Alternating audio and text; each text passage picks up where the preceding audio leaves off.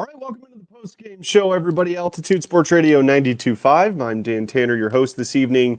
What a win for the Denver Nuggets. 133 to 113 is the final there in Miami. The Nuggets just absolutely blitzed the Miami Heat tonight. Lots to get into here in the post-game show. We'll break down the game. Obviously, Nikola Jokic and Aaron Gordon make their returns tonight after missing the previous game. So, what a win for Denver. And Jamal Murray was fantastic again. He's starting to string really good games together. So that's a really good sign for the Nuggets as far as their championship aspirations go. And we're going to get into, obviously, the really, really weird situation going on right now in Miami and Jimmy Butler. Ramona Shelburne wrote a long piece about exactly what's going on. And it just so happened that tonight was Jimmy's return from a 6-game suspension. So let's just start there, actually, and then we'll kind of get into the game and what's next for the Nuggets. But wow, this is a really, really odd development going on with the Miami Heat. And, you know, it's good for us media folks, us muggles, because it gives us a lot to talk about. So I just want to read you an excerpt from the article that Ramona Shelburne wrote on ESPN. So in the article, Ramona writes, teammates, coaches, and staffers have already grown weary, sources saying, of basically what she's talking about is what's going to happen with the organization, with the locker room, with Jimmy Butler still being there. It says, while Heat sources say they expect Butler to return Friday against the Nuggets tonight, which he did, and are fully prepared to play him, which they did, there remains a palpable dread at what he might do in the environment the ongoing chaos might create. Quote, I don't know how he can come back to this locker room, one source close to the team said. Another source added, quote, we don't want him back. Now, obviously, these are unnamed sources. I would assume that these are some current players on the Heat, maybe some staffers, maybe some coaches, maybe some front office executives.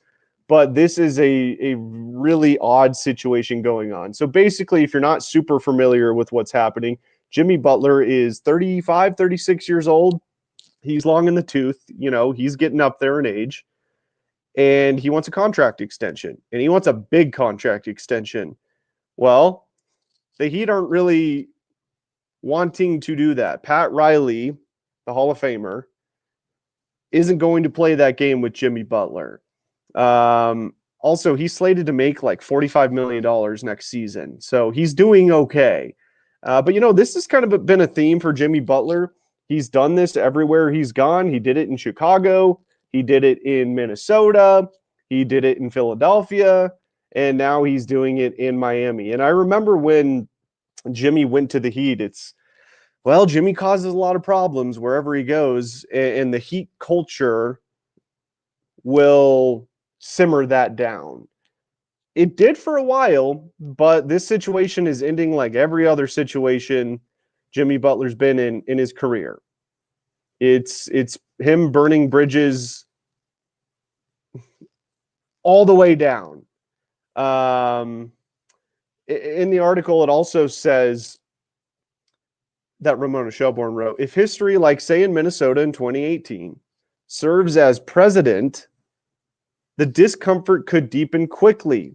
One source close to Butler said, quote, Jimmy hasn't even really started yet as far as him tearing the locker room apart. So, look, I talk all the time about how tight-knit the Nuggets locker room is. I've been around these guys for the last 8 years. Really, the majority of the Nikola Jokic era, I've been in that locker room almost every home game. And these guys are very, very close. And you can just tell that even from the outside looking in. Like when a guy like Jeff Green leaves, when a guy like Bruce Brown leaves, watch their interactions with current Nuggets players when they come back. I mean, they love these guys. So it is very, very interesting that, the Heat culture, which is a real thing. I mean, there's no doubt about it. And credit to Miami, they have built that culture, but the Heat culture can't, it's not strong enough to withstand the wrath of Jimmy Butler. And that's obviously been very apparent here. But the Nuggets locker room, I really do think that's something that is underappreciated and not talked about as much as it should be. They're a very, very tight-knit team. So, all right, we're going to try something tonight. I am going to try. Malone's talking right now, so I'm trying to screen share here. And we're going to go to Coach Malone's press conference if I can get it up here. So just bear with me here for a second. And we're going to go to Michael Malone here in just a second. Okay, here is head coach Michael Malone. I thought our guards did a hell of a job on Hero and Robinson, especially. Those guys are in constant motion, and our players deserve a lot of credit for guarding the three as well as we did. Coach, I think you're now 12-4 after a loss. What does it say about your team? And are you pretty confident after a loss that you're going to bounce back in this kind of way? Well, yeah, I think your first point, Chris, I think it speaks to a group understanding that in this league, you don't want to lose 2 in a row. You want to avoid the long losing streaks. Resiliency, I think a very resilient group. You see that within games, all the double-figure comebacks. You see it from game to game, bouncing back. We know that against Houston. We watched some film this morning, even without Aaron and Nicole. That's not who we should be. And, we went out there tonight. 35 assists, only 6 turnovers. That's really important to take care of the ball on the road. And we got contributions from a lot of guys, 7 players in double figures. So resilient group that understands the importance of not losing 2 in a row. Jamal was special in the first half tonight, finished with 30. When can you tell he's got that look? When do you know? When he's coming down, getting to his spots, you see him make the first one, the second one. And when Jamal makes 2 or 3 in a row, it's going to be a special night for him. And, for him to go out there and score 30, but so efficiently, 50% from the field. I love the fact that he had 8 assists, 7 rebounds tonight. So now he's doing everything for us, which is what we need him to do. And he's continuing to play at a very high level. Last 20 games or so, he's just been super efficient for us. And it's good to see him find that rhythm, Vic. So now you have a lot of different guys contributing at different periods of the game. And when you have the depth that we have, that's a weapon that you can use. Coach, did you bring the defensive player of the game chain on the road with you, and did you give it out tonight too? Yes, we did bring it. It's not the home defensive player of the game award. It's just a DPOG, so it does travel. And I gave it to Christian Brown tonight. Yeah, I thought Christian was locked in. I know Tyler Hero had 22 points, but for him to only go 2 of 7 from 3, I thought CB had a heightened awareness to him. And it wasn't just CB. Everybody around him helped as well. But I just thought CB's fly-around mentality and making life as hard as possible for a guy like Tyler Hero, I thought it was quite impressive. What does it say also about Nikola? One, he's coming back off the elbow. You didn't have to kill him in minutes. He still gets a triple-double, and you want to talk about efficient. That was pretty efficient. Well, what I love more about anything is that, Jamal's got it going, and then off the bench, we got guys off the bench get it going. Michael Porter in the third quarter gets it going. Nicole doesn't care. That's what I love most about it. Talk about humility. The guy just wants to win, and he's happy for his teammates when they play well. And for him to go 31 minutes, 9 of 12 from the field, 24, 12, and 10, leads the league in triple doubles. Just another efficient performance from the best player in the NBA. All right. A 20-point victory. Okay, so there you go. There is Nuggets head coach Michael Malone after the game. He talks about Nikola Jokic tonight obviously being back. He's wearing the sleeve on his right arm. Boy, I gotta say, it sure didn't look like Nikola Jokic was affected whatsoever with the elbow injury. So really, really good news for the Nuggets, just how good Nikola Jokic looked tonight. And man, what a game. I mean, he nearly had a triple-double at halftime. In fact, at the half, he had 12 points, 10 rebounds, 7 assists.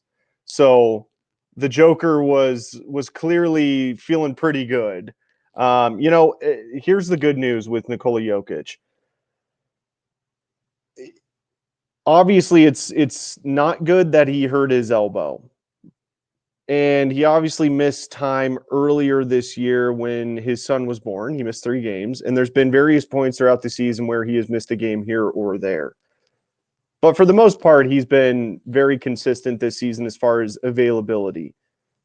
But I got to say, at this point in Nikola Jokic's career, and trust me, I'm not a fan of load management or anything like that, because I do understand, there's a lot of families that go to the games and they just go to 1 game a year. And they want to see the best players out there. They want to see Nikola Jokic playing in a basketball game. So I'm very, anti-load management. But man, I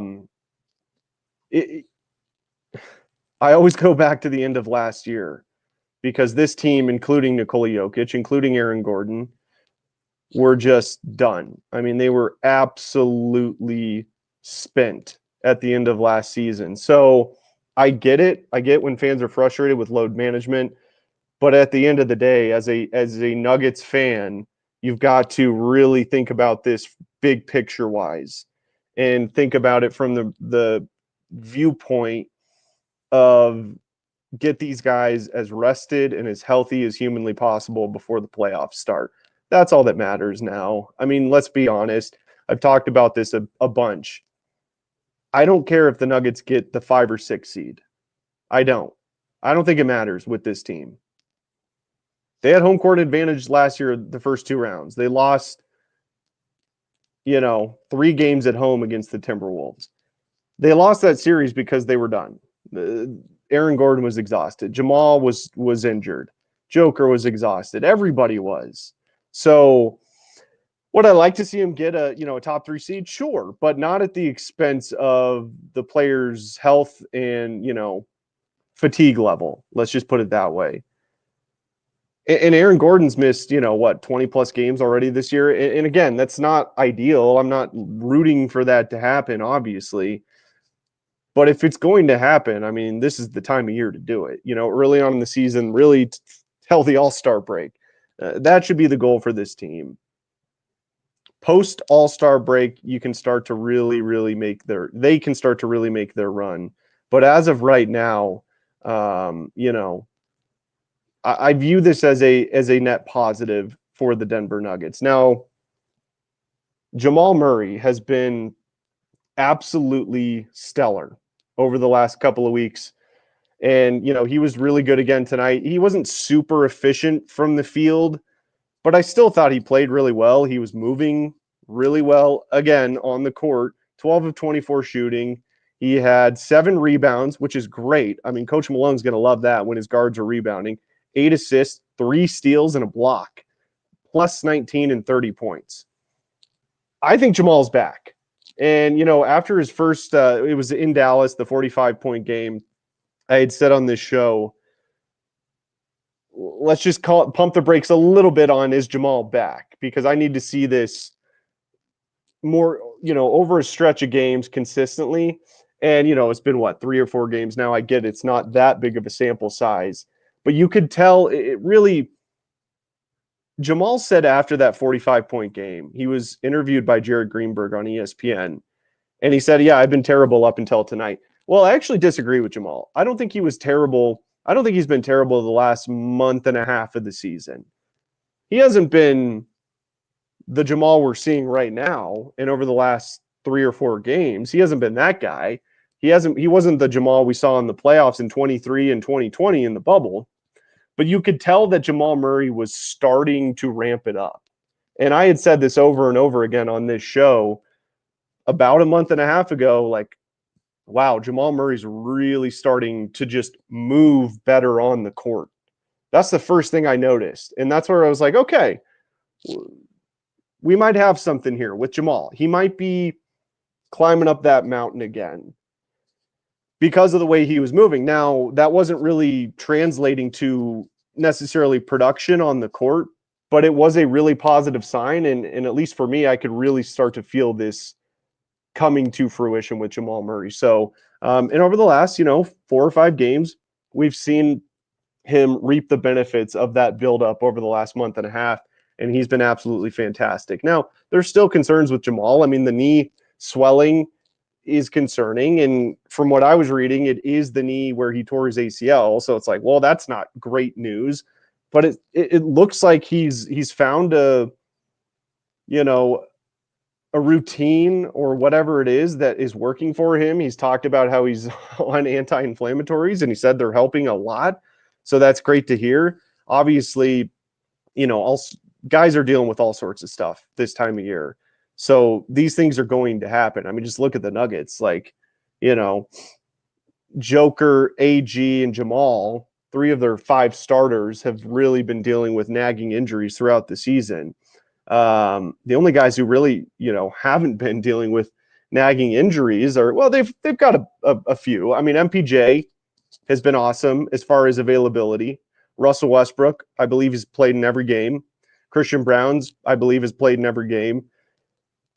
And then, Peyton Watson and Julian Strawther have been really available and consistently available for the Nuggets this year. So it is a little concerning, like I said, the swelling in Jamal's knee, specifically because it is in the knee he tore his ACL, but it looks like he's found a regimen that's working for him.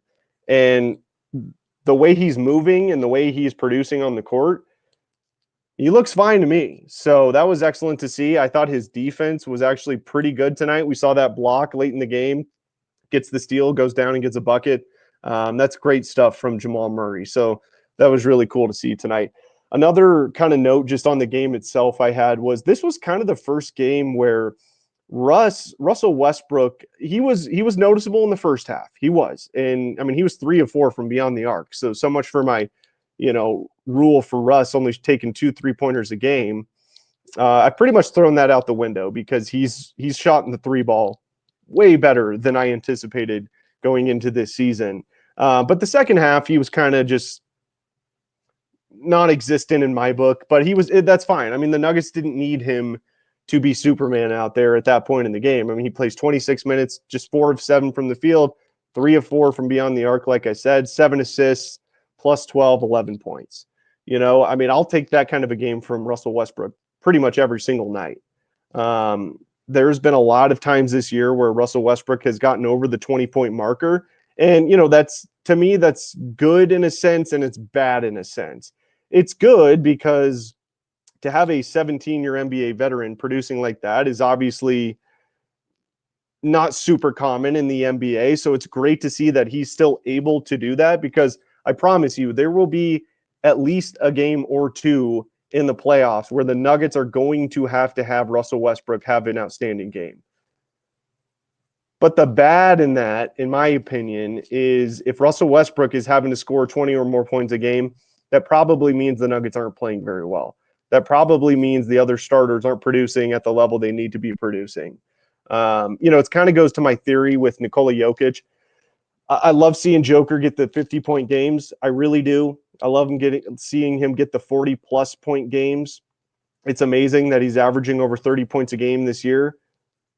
That's all great. But in my mind and in my opinion, that's not necessarily the best thing for the Nuggets, because that means that his teammates aren't riding with him. And I've said this for years and years now, and I believe it to be true. Nikola Jokic is at his most effective when he has games exactly like he had tonight. He took 12 shots tonight, hit 9 of them, 12 rebounds, 10 assists, 1 steal, 24 points.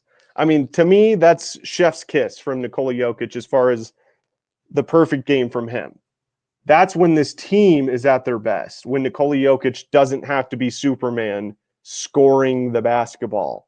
So I got to say, anywhere in like the 20 to 30 point marker for Joker, to me, is ideal for the Nuggets. And that seems to be when they are at their best. And I think that the evidence would show that's played out over the Jokic era. I mean, there's been games where this season in Washington, he goes for 50 plus, the Nuggets lose that game. There's a couple more 50-point games that I don't remember that he had that they lost. And then the other one that sticks out to me, it might have been his first ever 50-point game, was in Sacramento against the Kings. He scores 50 and they lose. So to me, when Joker's having to do that, number one, it's just very taxing on him. And number two, that probably means his teammates aren't stepping up and helping him out with what he needs. So tonight is like the perfect example of what I'm talking about when I say Nikola Jokic should not be the primary scorer on this team. That needs to be Jamal Murray. That needs to be Michael Porter Jr. That needs to be Julian Strawther. Those are the guys I want to see be the primary scorers. Nikola, they're at their best when he is facilitating the basketball. And by the way, I watched the Cavs Thunder game last night, and there's no doubt about it. Shai Gilgeous-Alexander is phenomenal. And, in a couple of years, I think it is a real possibility that he takes over the best player in the world mantle. In a few years, a possibility. Okay, so that's the disclaimer. I don't want people to get confused with what I'm saying here. Nikola Jokic is going to be the best player in the world for the foreseeable future. Okay, there's no doubt in my mind about that. But I do think SGA has the ability to really take that over eventually. But for the Nuggets to beat a team like the Thunder, Nikola Jokic has to be the primary facilitator of the basketball. Okay. And Jamal Murray needs to be the Jamal Murray we've seen over the last 4 or 5 games. Michael Porter Jr., not a great shooting night. He was 4 of 13 from the field, but he was 4 of 7 from beyond the arc. So his 3-ball was going. His 2-point shot was not. And Hastings actually mentioned that on the broadcast. He's like, man, Michael's just got to step behind the 3-point line every time because those are working, and he just doesn't have the touch on his 2-point shot tonight. And I thought Scott was really accurate when he said that. But, for the most part, MPJ has been pretty consistent for the most part this year. And he has had 9 rebounds, a couple of assists. I mean, that's fantastic. MPJ should be able to average right around 10 rebounds a game. He should be able to average a double-double. I really do believe that. So the way the Nuggets won tonight, I thought was absolutely phenomenal.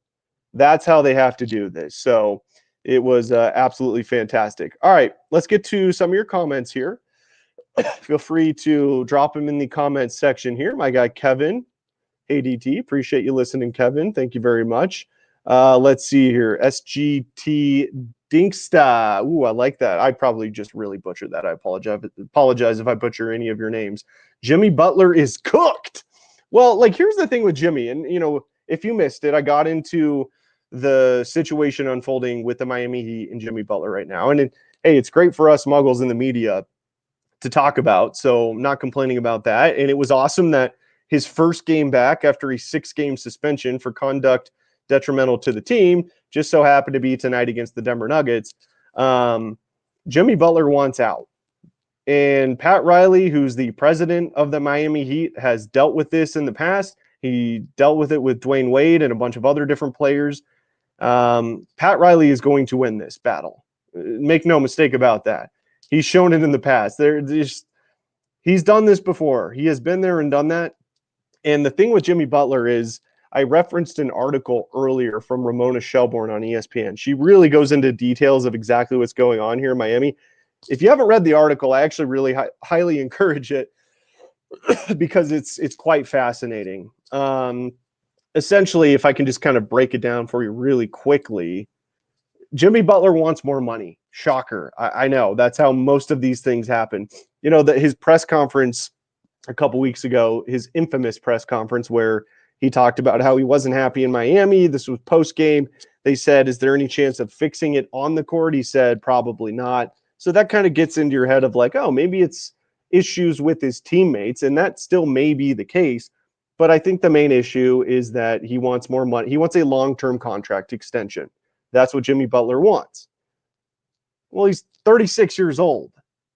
He's still a very good player, but he's 36. So it's going to be very difficult for him to get a long-term contract extension with the Miami Heat. They're That organization is so well run, they're not going to make a mistake of giving a 36-year-old vet a long-term contract extension. It's just not going to happen. And then in this article, it talks about how obviously the Heat expected Butler to return tonight against the Nuggets, which he did. They were prepared for him to play, which he did. But it also says there remains a palpable dread at what he might do in the environment the ongoing chaos might create. A couple of sources that spoke to Ramona said, quote, "I don't know how he can come back to this locker room," close quote. Another source said, "We don't want him back."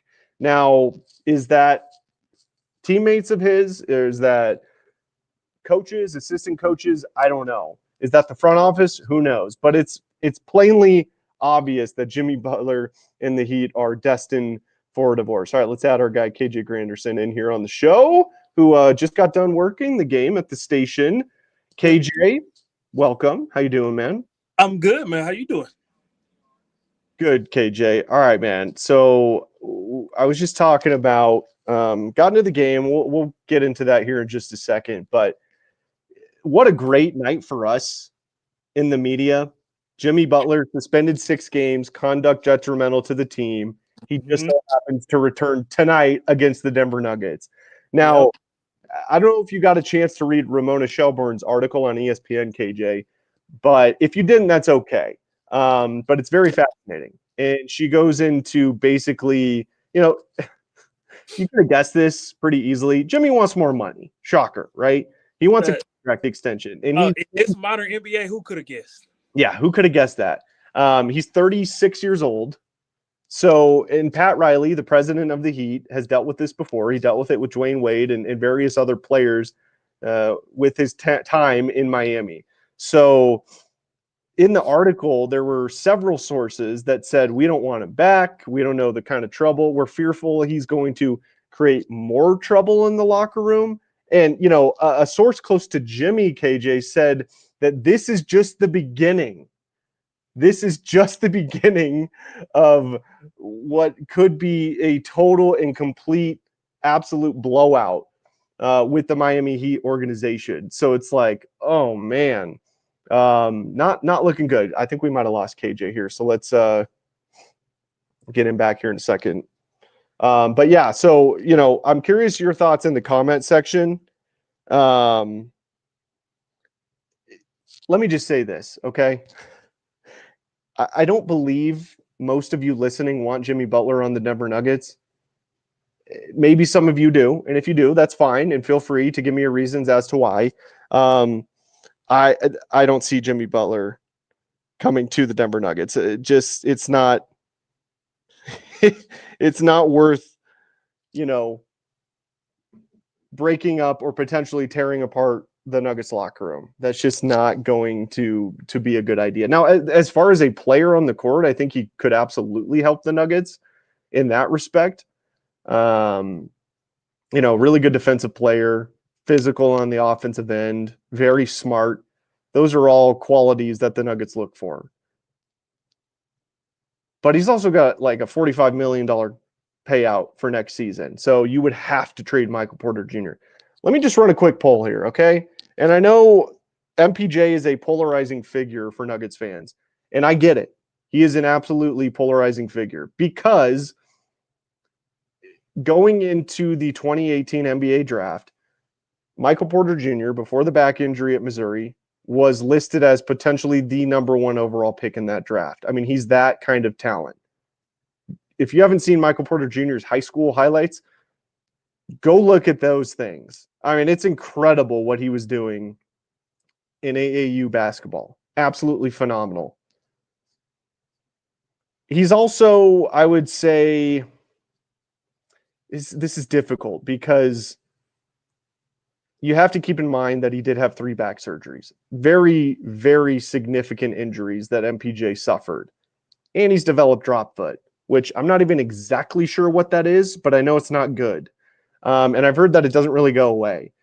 So on one hand, you've got a ton of potential with a guy who has one of the prettiest jump shots in the league. And on the other hand, a lot of Nuggets fans, and I would say this too, that Michael Porter Jr. so far in his career has underperformed. Okay, so I get both sides of the argument. But I'm not trading Michael Porter Jr. for Jimmy Butler. I mean, there is no way in hell I am doing that. No way. Number one, MPJ is cheaper, like pretty significantly cheaper, significantly younger. He's a significantly better shooter. The only thing that's really not working for him is he's not as good of a defender as Jimmy Butler as we bring KJ back in. All right, KJ, we got you. We All good. good. Wi-Fi, bro. Blame the company. Right. All right, KJ, just your overall thoughts on the drama unfolding with Jimmy Butler in Miami right now. Do you think there's no way he stays in Miami, right? I mean, they can't have that. No, this is headed towards a divorce. And look, we've seen Jimmy Butler before. Jimmy Butler, he's been disgruntled before. He's been disgruntled in Minnesota. He was disgruntled with the 76ers. Wasn't really disgruntled with Chicago. He just wanted a change of scenery. What he came to find out was the grass just wasn't green on the other side. Hey, yeah, it is what it is. Saying all of that to say, what's most important to Jimmy Butler? Getting money or winning a championship? I would like to say winning a championship because he has been tasked with the title of playoff Jimmy. But I feel like it's money. Because at the end of the day, excuse me, if it was really about a championship, you take less. Like, if I'm being extremely honest, like, if he was all about winning a championship, he'd take less and go be the small forward in Cleveland, or he go be the small forward in Orlando. Two teams that are like right there, and they're like one dog away from like getting over the top of that Boston, New York class in the East. Yeah. But again, exactly. And so I think mentally his window for winning a championship is slowly dying away. I think he wants to get this last little bit of bread. Like you said, he's 36 now.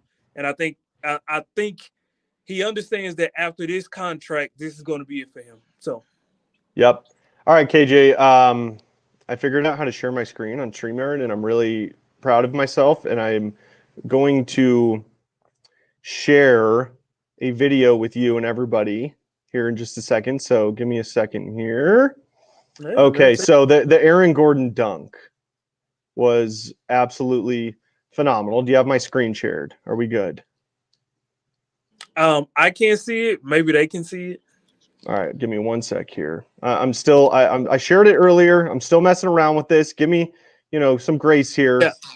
Let's see. Okay. It's all good. It's all good. But like you were saying, like the AG dunk was amazing. There we go. Now you got it. Yeah, we're good. Okay, here's Aaron Gordon on his dunk. The great behind the back pass to Nikola Jokic. Aaron Gordon with the dunk. Here is Aaron Gordon in the locker room postgame. Big pass. Over the head. Oh, that was. Were you expecting it at all? No, not at all. But the fact that they're showing it to him on his phone. And it bounced so perfectly, right into the pocket. That's why he's the best, man.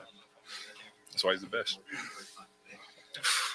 So I had to make sure I made it too. I couldn't sell that pass. I was going to say, when the pass is, I don't know if you keep track of this, but it was for a triple-double, so everything came together. You don't want to miss that. No, I had to make sure that I didn't miss that one. How do you feel? Say it again? How do you feel? I feel good. I feel really good. Yeah. As a team, when you guys get going like that and everybody's doing their part, does this feel like the team you can be and are? Yeah, I mean, we still have a ways to go, but I think we're trending in the right direction. What's it like for you coming off the bench, and what kind of responsibility do you take on doing that?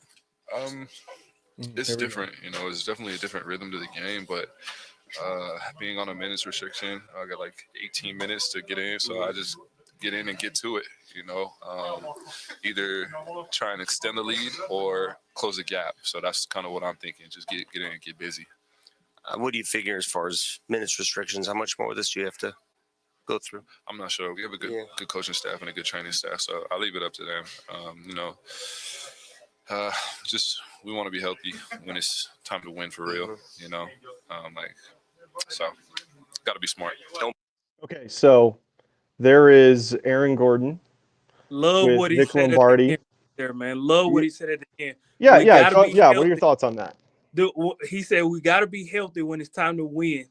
And I think they are thinking big picture. I think we always knew in our heart from the beginning of the season that's how the Nuggets would interpret this season, even with the growing pains that they were experiencing. But it feels like they're actually starting to grasp that thought process now. And you can see it coming together in real time now. The whole team outside of Laco is healthy.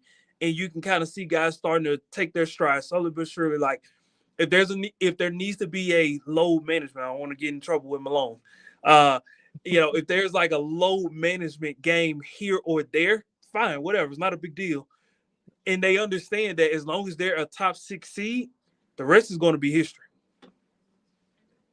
Yeah, before you came on, I was just talking about that, and you and I, we've talked about that before. I couldn't give a shit if they're the 6th seed. They need to be the 6th seed. Like, let's be clear about that, because I don't want to see them in the play-in. Okay, so let's be clear about that. No stumbling around with that play-in. That play-in gets scary. But as long as they get a 6 seed, like if they're 6 through 4, I mean, so be it. You know what I'm saying? Like they lost 3 games at home against the Timberwolves last year. In my opinion, when you have Nikola Jokic, look, I love Ball Arena. I think the Nuggets fans are amazing. They've sold out every single game since starting like in the 23 season. I mean, it's incredible. So I'm not trying to discount the home court advantage because I do think it's real.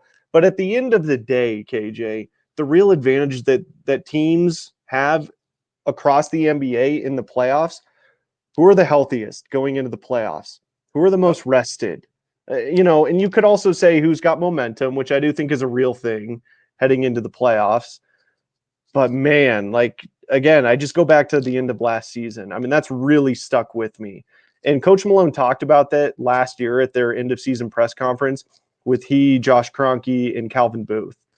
And Malone basically admitted that he ran his players into the ground. He was sort of kind of thinking out loud. He's like, did I run my players into the ground? Like I might have, kind of a thing. So I do think that's something that Coach Malone has reflected on all off season. And I do think that's something that is in the back of his mind. Now, to add to that, to what you were just saying, Joker hurting his elbow obviously sucks.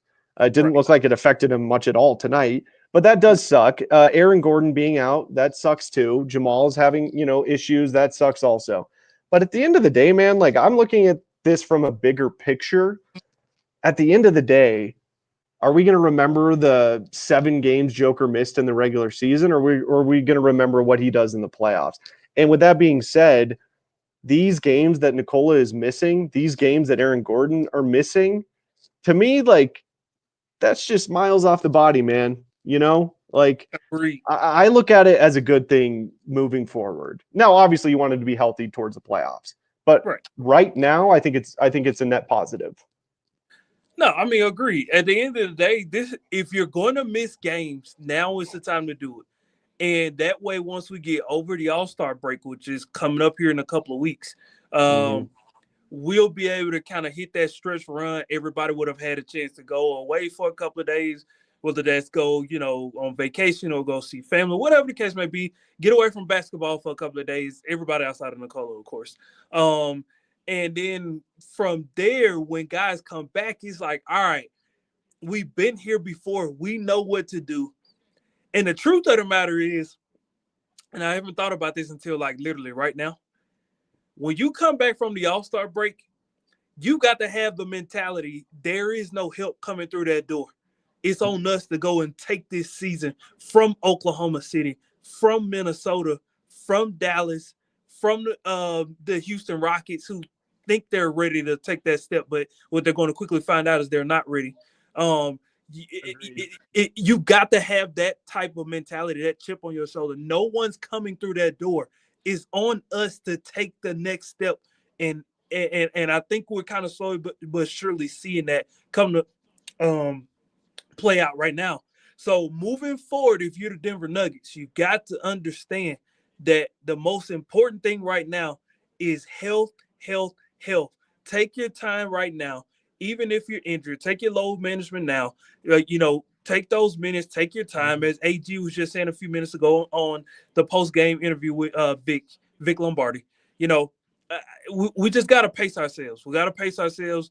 You know, it's a marathon, not a sprint. And at the end of the day, as long as the Nuggets understand when to kick it into that next gear so that they can win the marathon, I'm okay with it. Yeah, I agree. And we need to learn to pace ourselves. Again, I think that goes back to, I don't think it was just Coach Malone thinking about this over the offseason. I think this was a lot of the players kind of realized what had happened also. In fact, I know they did because they talked about it. I mean, Aaron Gordon after the season talked about, like, I was done. There was no gas left in the tank. But staying on AG just real quick, KJ, you know, we also heard with Vic there, him coming off the bench. He's obviously still on a minutes restriction, which I get. I understand. They're being smart, which is what they should do. Right. I got to say, though, man, and I believe we talked about this on the last post-game show when the first game Aaron Gordon was back from his calf strain. Mm-hmm. And you know, we had Coach Malone on Columbus Hastings and DMAC on Monday. And Tyler, to his credit, did ask Coach Malone sort of about like, hey, man, I get that you're kind of setting your rotation and Aaron Gordon's on a minute restriction. We understand why he's coming off the bench and expect him to be back in the starting lineup. But Tyler's point was like, in mine too, it's like it looks pretty freaking good with him coming off the bench. You know what I'm saying? And their record with Russell Westbrook in the starting lineup is like 15-5 or 14-5. I mean, so I'm going to be really interested to see if Coach Malone will be curious enough to kind of let this thing play out. Like, why not let it play out over the next couple of weeks? You know what I'm saying? Like, even when he's off his minutes restriction, because let's be honest, KJ, the bench has been awful this year. They're one of the worst benches in the NBA. They've been terrible. There's no doubt about that. Now, I will say Peyton Watson and Julian Strawther have been playing much better over the last couple of weeks. So that is encouraging. But it just looks – but then that's my point. Like, but the offense, for whatever reason, is just working so much better with Aaron Gordon with that second unit. And Jamal Murray staggers with the second unit as well. I don't know, man. It looks like Coach Malone might have accidentally kind of found something here. Yeah. No, I think so as well, man. Listen, I think we're running into a situation, and I think Malone, if he's willing to be honest with himself, he can embrace what I'm about to say. It's not about who starts, it's about who finishes. And if AG is in there when it's time to finish, I can live with that. Because at the end of the day, how you start still matters. And Russell Westbrook, I'm sorry, he just brings an energy and a vibe that they need. And he holds players accountable. And he holds guys accountable. He does. From the beginning of the game. It's not like holding players accountable off the bench. You know what I mean? Like, it's him in a starter's role, you know, kind of being able to really kind of lead the guys from the moment he steps on the court. That's instead of it being, it's a lot harder to hold guys accountable off the bench. That's a really good point. Seriously, like it really, really is. And Malone allowing him to lead from the front instead of from the side or from the back has just been night and day for what the Nuggets have needed from a leadership perspective. And so I just think you got to roll with what's hot, man. I think you got to roll with it. Russell Westbrook has been great. Jamal Murray, his game is picking up. Jokic is Jokic. You know, MPJ, he has his spurts, and Christian Brown, Mr. Consistent, you know what I mean? And so it's just like, if it's working, man, you know, it's the old saying, if it ain't broke, don't fix it. Right now, let's roll with what we got, because I think the Nuggets have found something that could work as far as finding a long stretch of winning that could potentially carry them even through the All-Star break.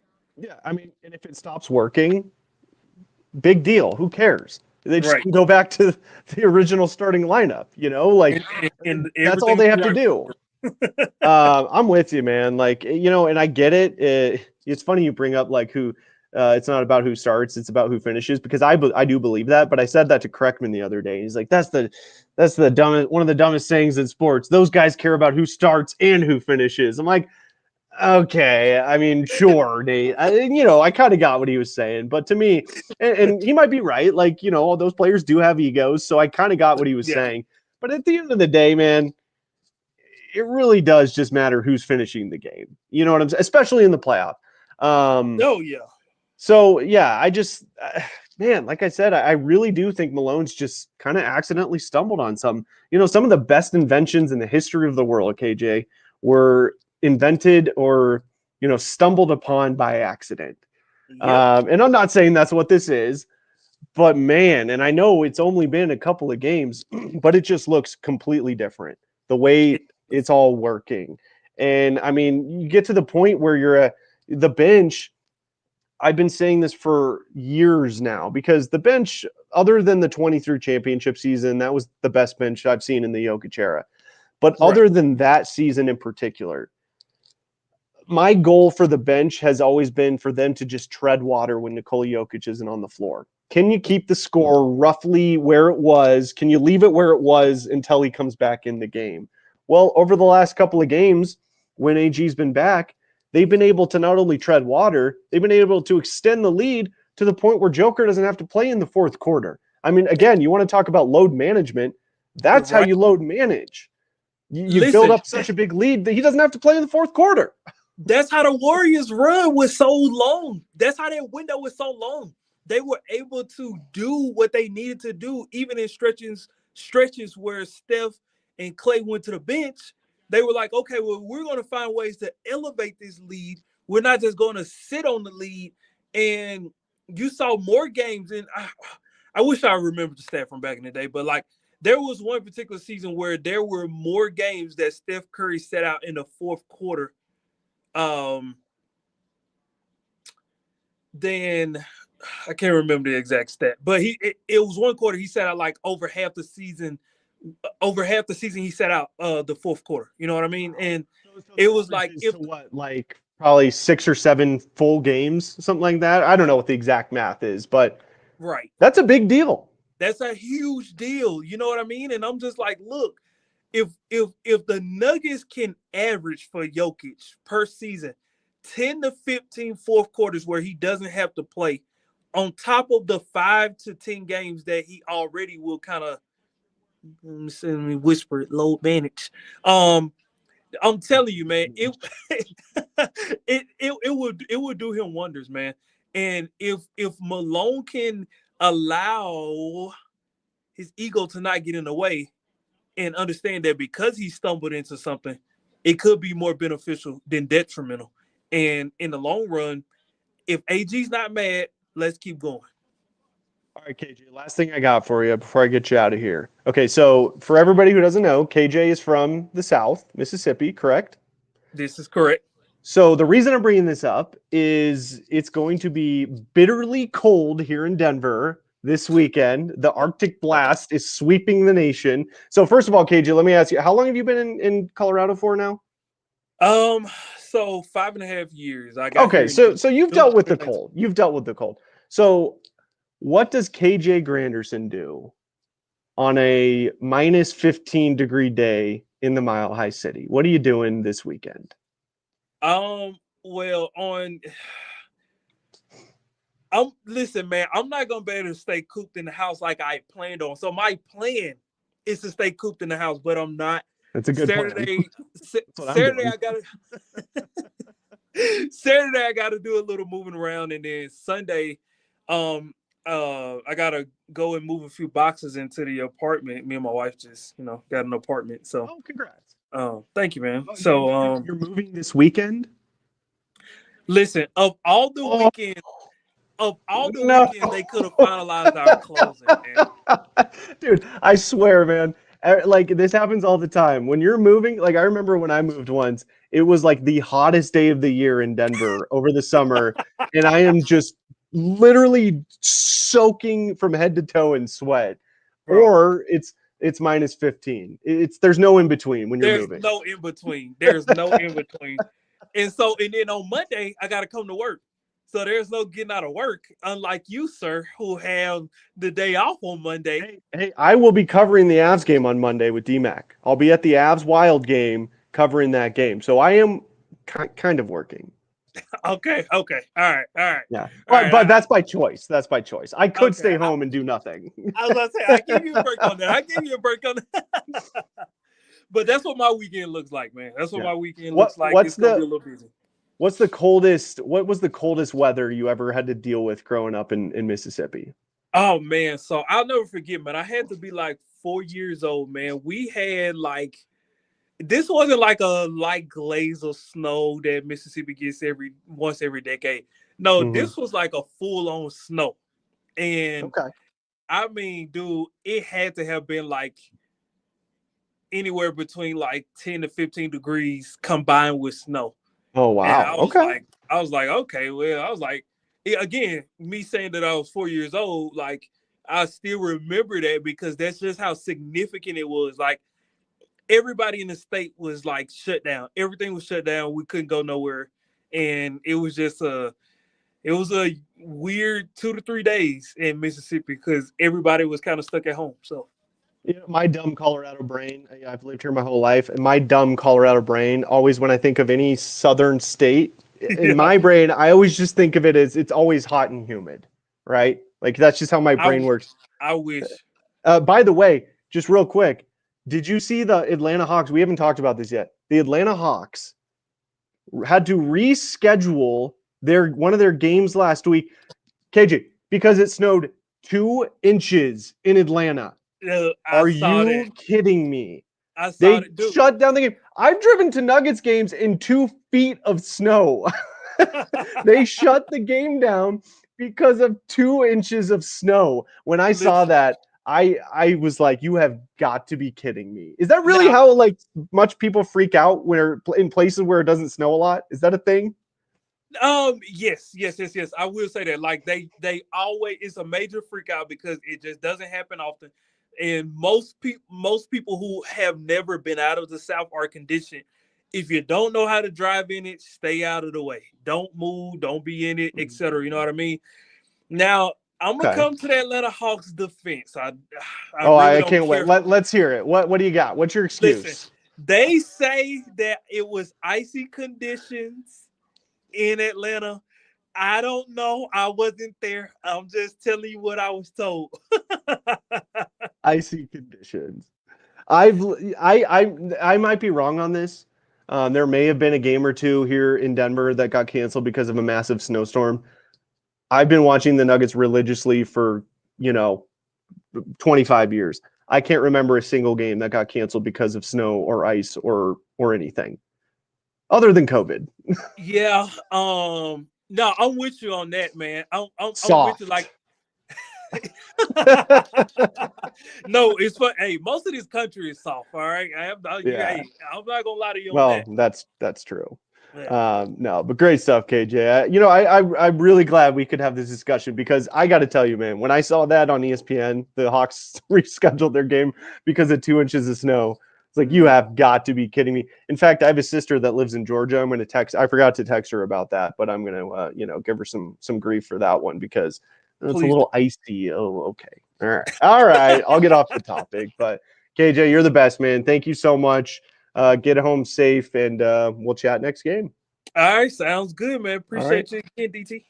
All right, there he goes, our guy KJ Granderson, producer for the Morning Sprint with Alex Ryan-Emmy and Mike Sanford. My guy Kevin says, DT, do you remember the blizzard of 2003? I absolutely do. What I remember that very specifically for a couple of reasons. Because number one, it was one of the biggest snowstorms in a while for the Denver metro area. We got well over 3 feet. I grew up in Littleton. We had, probably well over 3 feet. And I remember because it happened when I was on spring break. So in 2003, I was 12. And I think I was in 6th grade. Yeah. It happened over spring break. And I'm like, man, like we're already off school. And I remember the day we got back to school, pretty much all the snow had melted. And I just remember thinking, like, this really couldn't have happened during school. That's what I remember from that. So appreciate you bringing that up, Kev. That actually is implanted in my brain because I remember that so well. I was so pissed that it happened over spring break. But, hey, excellent win for the Nuggets tonight. 133 to 113 the final. Talk about icy conditions. The Heat are ice cold right now. There you go. But excellent win for the Nuggets. Jamal Murray, be encouraged, Nuggets fans. I think it's okay to start being at least cautiously optimistic about the longevity production-wise from Jamal Murray. And, you know, it's weird with Jamal because he's a notoriously slow starter. He always has been throughout his career. What was it? I can't remember the stat, but it was something crazy where he like didn't hit a shot his first like 30 plus shots in the NBA. So it started right off the bat. I mean, that was his rookie year. He's a notoriously slow starter. Now, I think the difference for me and a lot of fans was it didn't look right the way he was moving on the court. It just didn't. And it started towards the end of last season, again, continued over the summer with Team Canada in the Paris Olympics, and then it continued early on in this season. So it did feel like, is this just a notorious slow start for Jamal, or is there something else more significant going on here? I think there was something else more significant going on. And, you know, we found out recently that he has been dealing with foot problems. Now he's got the knee swelling. But it looks like he's healthy again. And it looks like he's moving really, really well on the court. He's able to blow by guys again on the court. And like, that's just something we hadn't seen early on this season. So it's really encouraging for Jamal Murray.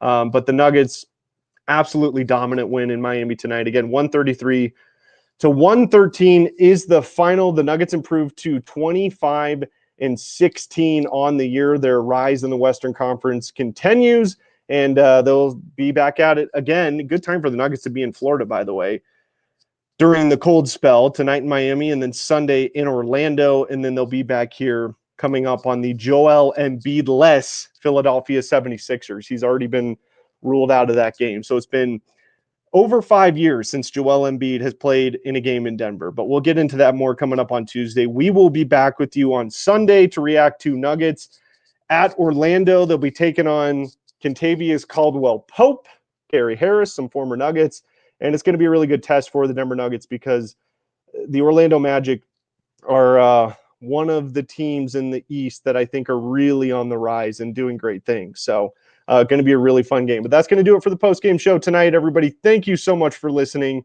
to In the Paint right here on Altitude Sports Radio.